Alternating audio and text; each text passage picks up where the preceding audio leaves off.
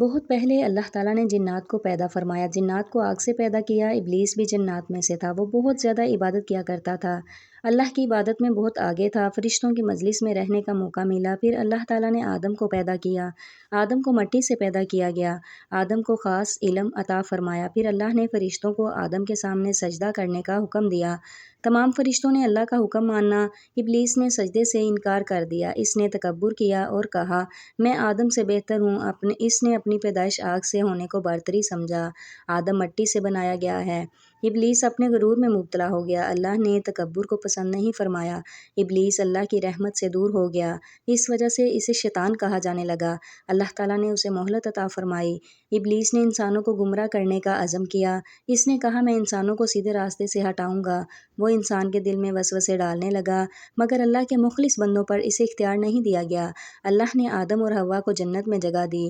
جنت کی بہت سی نعمتیں دیں۔ اللہ نے انہیں ایک خاص درخت کے قریب جانے سے منع فرمایا۔ شیطان نے آدم اور حوا کو بہکانے کا ارادہ کیا۔ اس نے انہیں وسوسہ دیا، ان کے سامنے درخت کو خوبصورت بنا کر پیش کیا۔ اس نے انہیں جھوٹی باتوں سے دھوکہ دینے کی کوشش کی۔ آدم علیہ السلام اور حوا سے لغزش ہو گئی۔ انہوں نے فوراً اپنی غلطی محسوس کی تو انہوں نے اللہ سے معافی مانگی۔ اللہ نے ان کی توبہ قبول فرمائی۔ آدم اور حوا زمین پر بھیجے گئے۔ شیطان نے انسان کو اپنا دشمن بنا لیا۔ اس نے عہد کیا کہ وہ انسان کو بہکاتا رہے گا، ان کے دل میں برے خیالات ڈالے گا، ان کو گناہ کو خوبصورت بنا کر دکھائے گا، انسان کو نیکی سے روکے گا، نماز میں سستی کروائے گا، انسان دل میں حسد پیدا کرے گا، انسان کو تکبر کی طرف لے جائے گا، انسان کو مایوسی میں مبتلا کرے گا۔ شیطان چاہتا ہے انسان اللہ کو بھول جائے۔ اللہ نے انسان کو شیطان سے بچنے کا راستہ بھی بتایا۔ قرآن میں شیطان کے وسوسوں سے پناہ مانگنے کی تعلیم یہ دی گئی، اعوذ باللہ من الشیطان الرجیم، یعنی میں مردود شیطان سے اللہ کی پناہ مانگتا ہوں۔ اللہ کا ذکر شیطان کے مقابلے میں مضبوط سہارا ہے۔ نماز انسان کو اللہ سے جوڑتی ہے، تلاوت دل کو ہدایت دیتی ہے، نیک اعمال انسان کو گناہوں سے بچانے میں مدد دیتے ہیں۔ شیطان انسان کو گناہ کے بعد مایوس بھی کرتا ہے، کہتا ہے اب تمہاری بخشش نہیں ہوگی۔ اللہ کی رحمت بہت وسیع ہے، توبہ سے کبھی مایوس نہیں ہونا چاہیے۔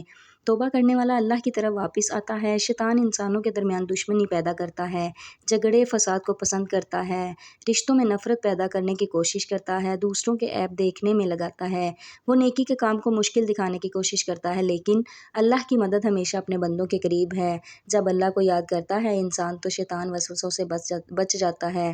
شیطان کا سب سے بڑا ہتھیار وسوسہ ہے۔ وہ انسان کو مجبور نہیں کرتا، صبر برائی کی طرف بلاتا ہے، فیصلہ انسان خود کرتا ہے، اس لیے انسان اپنے اعمال کا ذمہ دار ہے۔ قیامت کے دن شیطان نے اپنے لا تعلقی ظاہر کرے گا، تمہیں صرف بلایا تھا، تم نے میری بات خود قبول کی۔